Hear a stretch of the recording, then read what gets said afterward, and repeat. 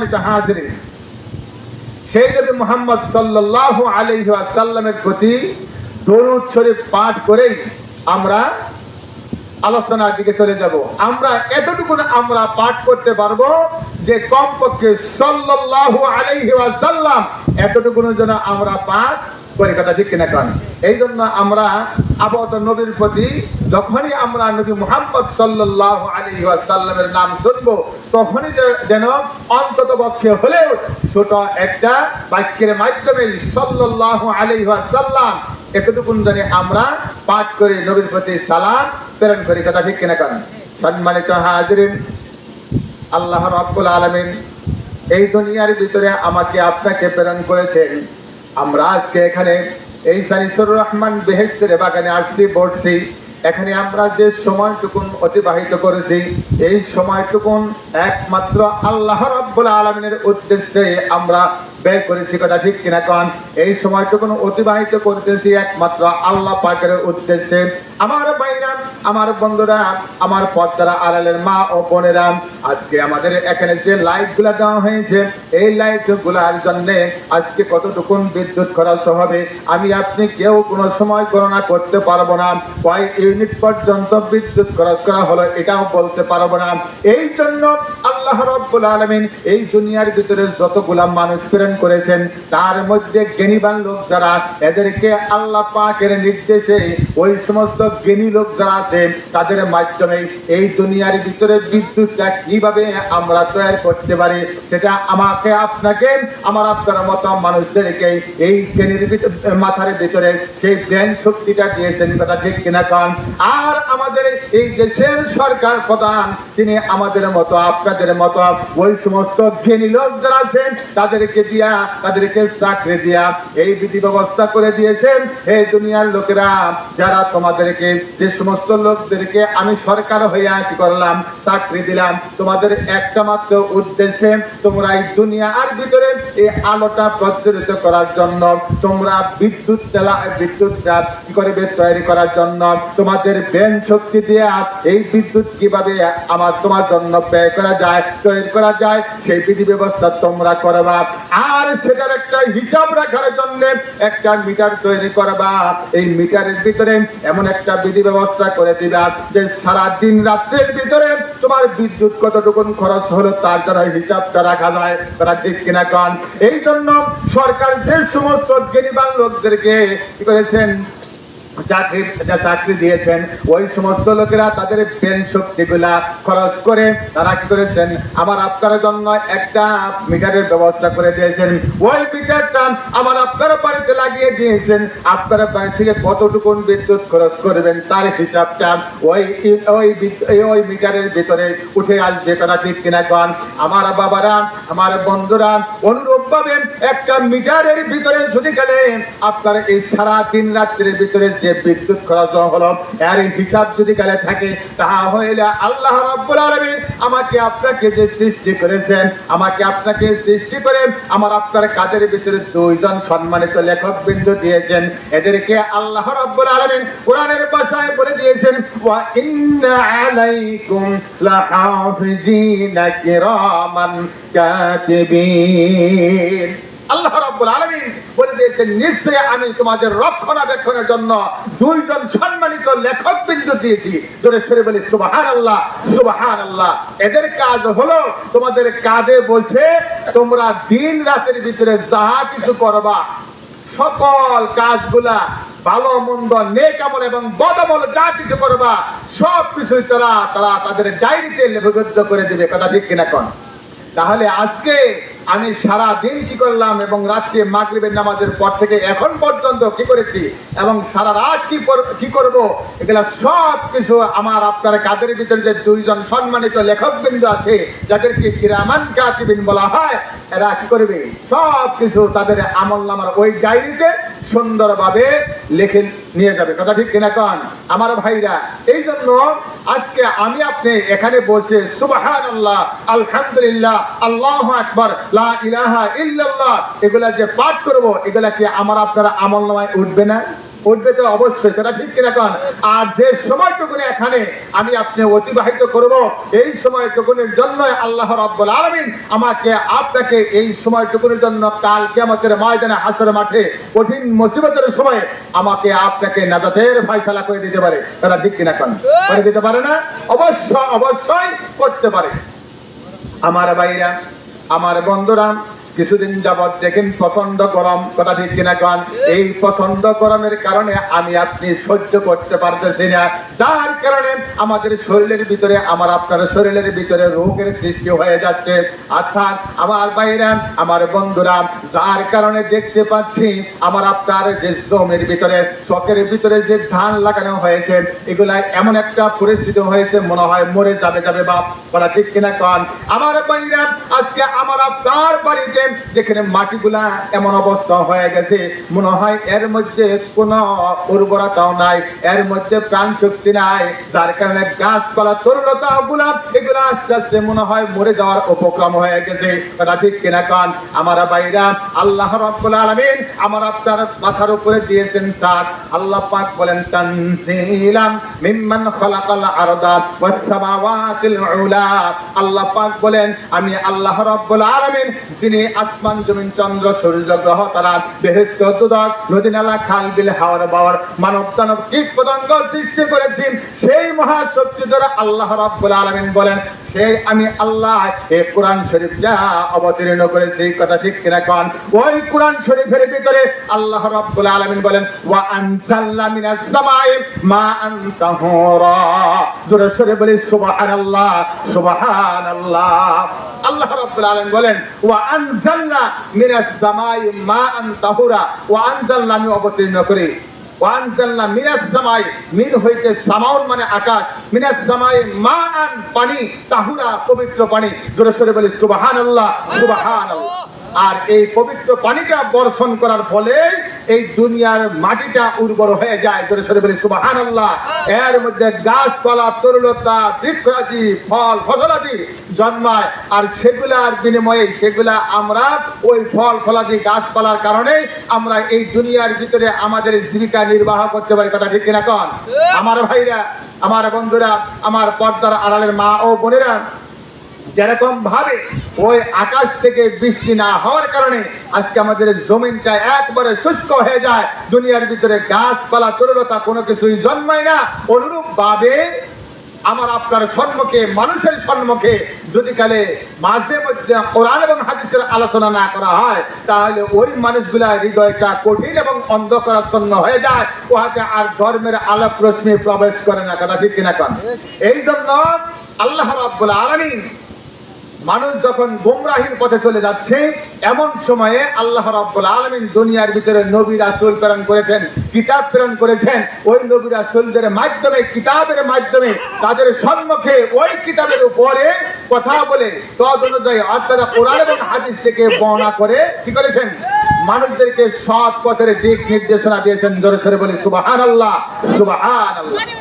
আমার ভাইরা, আমার বন্ধুরা, তাহা হইলে আল্লাহ রাব্বুল আলামিন আমাকে আপনাকে হেদায়েত দেওয়ার জন্য যে কিতাব দুনিয়ার ভিতরে দিয়েছেন ওই কিতাব থেকে আল্লাহ রাব্বুল আলামিন বলে দিয়েছেন এই দুনিয়ার ভিতরে আল্লাহ পাক যাক রহমত স্বরূপ প্রেরণ করলেন, সেই রহমতের নবী, নবীদের নবী, বিশ্ব নবী মুহাম্মদুর রাসূলুল্লাহ সাল্লাল্লাহু তাআলা আলাইহি ওয়াসাল্লাম বলেন এই দুনিয়ার মানুষের ভিতরে, আমার আপনার ভিতরে, আমার ভাইরা, এই দুনিয়ার ভিতরে যদি কালে আমি আপনি চলতে চাই, আমি আপনি যদি কালে এই দুনিয়ার ভিতরে আমরা চলাফেরা করতে চাই তাহলে একমাত্র আল্লাহর আইন যেটা আছে, আল্লাহর বিধান যেটা আছে ওই বিধান অনুযায়ী চলাফেরা করতে হবে, কাজকর্ম করতে হবে, কথা ঠিক কিনা কন?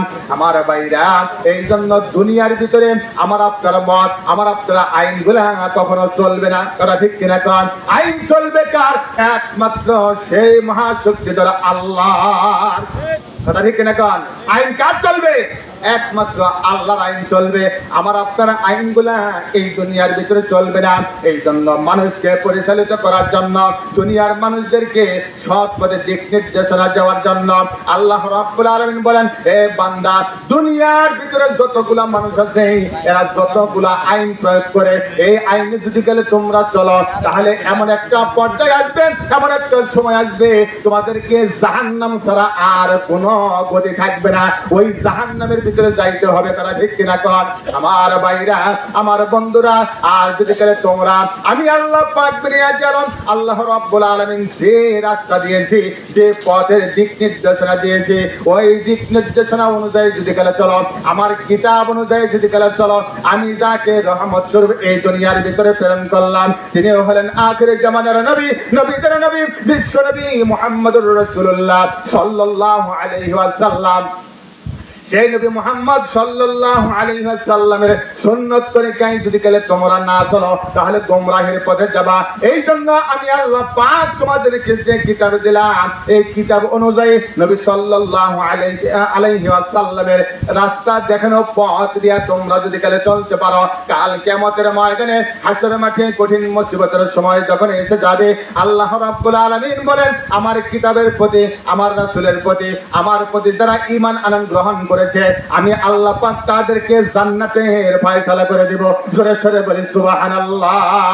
প্রমাণ স্বরূপ আল্লাহ রাব্বুল আলামিন কোরআন শরীফের ভিতরে বলেন, ইন্নাল্লাযীনা আমানু ওয়া আমিলুস সালিহাত কানাত লাহুম জান্নাতুল ফিরদাউসি নুজুলা। নিশ্চয়ই যারা ঈমান আনয়ন গ্রহণ করবে, সৎ কাজ করবে, তাদের অভ্যর্থনার জন্য রয়েছে জান্নাতুল ফিরদাউস। জোরে সরে বলি সুবহানাল্লাহ, সুবহানাল্লাহ। আমার ভাইরা, আমার বন্ধুরা, এই জন্য আল্লাহ রাব্বুল আলামিন তাদেরকে দুনিয়ার ভিতরে রিসালাত দিয়া প্রেরণ করেছেন। সেই রিসালাতের নবী, নবীদের নবী, বিশ্ব নবী মুহাম্মদ সাল্লাল্লাহু আলাইহি ওয়াসাল্লামের মাধ্যমে যে দুনিয়ার ভিতরে আমরা চলার জন্য যে রাস্তা দেখাইছেন, দিক নির্দেশনা দেওয়ার জন্য তাদেরকে পাঠাইছেন, তাদের দিক নির্দেশনা অনুযায়ী যদি গেলে আমরা চলতে পারি, তাহলে আল্লাহ পাক আমাদের জান্নাতের ব্যবস্থা করবেন। কথা ঠিক কিনা করেন? আর যদি গেলে আমরা সেই নবী রাসূলদের দেখানো পথে যদি গেলে আমরা না চলি, আমরা যদি গেলে শয়তানের পথে অর্থাৎ বামপন্থী যদি গেলে হয়ে যায়, তাহলে আমাদের স্থান হবে ফি নারে জাহান্নাম খালিদিন। তারা ঠিক কিনা কন? আমাদের স্থান হবে জাহান্নামের সর্বনিম্ন স্তরে। জোরে সরে বলি নাউযুবিল্লাহ, নাউযুবিল্লাহ। এই জন্য আল্লাহ রাব্বুল আলামিন কোরআন শরীফের ভিতরে বলছেন, ফামান তাবিআ হুদায়া ফালা খাউফুন আলাইহিম ওয়ালা হুম ইয়াহজানুন। যারা আমার কোরআনের আইন, আমার কোরআনের শাসন মেনে চলবে, তাদের জন্য কোনো ভয় নাই, তাদের জন্য কোনো চিন্তাও নাই। জোরে সরে বলি সুবহানাল্লাহ। তাহলে যদি গেলে আল্লাহর কিতাব, আল্লাহর কোরআন অনুযায়ী যদি গেলে আমি আপনি চলি, তাহলে আমার আপনার এই দুনিয়ার ভিতরে কোনো চিন্তা থাকবে না, এবং পরকালে আমাদের আপনার কোনো জন্য কোনো চিন্তা থাকবে না, কোনো ভয় থাকবে না। কথা ঠিক কিনা কন? অতএব আমার ভাইরা, আমার বন্ধুরা, আমার পর্দার আড়ালের মা ও বোনেরা, তাহলে আমাদের চলতে হবে কিসের উপরে? আল্লাহ পাক যে কিতাব দিয়েছেন সেই কিতাবের উপর আমাদের চলতে হবে। কথা ঠিক কিনা কন? এবং সেই কিতাব অনুযায়ী আমাদের আখিরি জামানার নবী, নবীদের নবী, বিশ্ব নবী হযরত মুহাম্মদুর রাসূলুল্লাহ সাল্লাল্লাহু আলাইহি ওয়াসাল্লাম তার যে সুন্নাত তরিকা আছে, সেই সুন্নাত তরিকায় আমাদের চলতে হবে। কথা ঠিক কিনা কন? সম্মানিত ভাইরা, আজকে দেশের ভিতরে দেখবেন, আমি আলোচনার আগে দুই চারটি কথা বলে নিতেছি, এই জন্য যে আজকে দুনিয়ার ভিতরে আমরা সব সময় আমরা রাসূলকে মহব্বত করে চলি, এই কথা সব সময় প্রকাশ করে বেড়াই। কথা ঠিক কিনা কন? আমরা রাসূলকে মহব্বত করি, ভালোবাসি। কথা ঠিক কিনা কন? কিন্তু আজকে আমাদের ভালোবাসা শুধু এই টুপি এবং পাঞ্জাবি দাড়ির মধ্যেই সীমাবদ্ধ, কিন্তু রাসূলের যে সুন্নাত তরিকা, তিনি যে বাকি যে কাজগুলো করেছেন, এগুলা আমার আপনার ভিতরে নাই বললেই চলে। কথা ঠিক কিনা কন? আমার ভাইরা, আমরা শুধু মুখে মুখে বলে থাকি আমরা রাসূলুল্লাহ সাল্লাল্লাহু তাআলা আলাইহি ওয়াসাল্লামকে ভালোবাসি, মহব্বত করি। কথা ঠিক কিনা কন? আল্লাহ রাব্বুল আলামিন কোরআন শরীফের ভিতরে বলছেন, কুল ইন কুনতুম তুহিব্বুনাল্লাহ ফাত্তাবিউনি ইউহিব্বুকুমুল্লাহ ওয়া ইয়াগফিরু লাকুম যুনুবাকুম ওয়াল্লাহু গফুরুর রহিম। আছে কিনা নাই? কোরআন শরীফের ভিতরে আছে না? আল্লাহ রাব্বুল আলামিন এই আয়াতে কারিমার মধ্যে বলছেন, এই আয়াতে কারিমার ভিতরে বলছেন যে হে নবী মুহাম্মদ সাল্লাল্লাহু আলাইহি ওয়াসাল্লাম, যদি গেলে কোনো বান্দা বান্দি আমি আল্লাহ রাব্বুল আলামিনকে ভালোবাসতে চাই, তাহলে ফাত্তাবিউনি, তাহলে আপনি আপনার দিকে লক্ষ্য করে বলুন যে তাহলে তাহারা যেন কি করে, আপনার ইত্তেবা করে, আপনাকে অনুকরণ করে।